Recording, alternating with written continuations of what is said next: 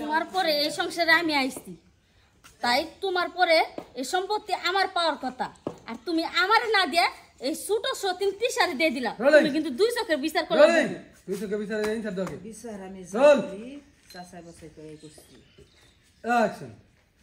আর এর জন্য আমি চিন্তা করছি আমার বিশাল সয় সম্পত্তি যা কিছু আছে আমি তিসার নামে হুইল করে দিব। হুইল কাট হুইল সাউন্ড রুলিং অ্যাকশন। বুবু তোমার রুলিং অ্যাকশন। বুবু তোমার পরে এই সংসারে আমি আইছি, তাই এই সম্পত্তি যদি তোমার পরে কেউ পাওয়ার কথা সেটা আমি।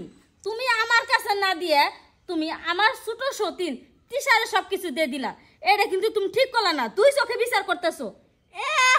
আমারে মনে হয় গুগলে থেকে ডাউনলোড করে নিয়ে আইছে, আমি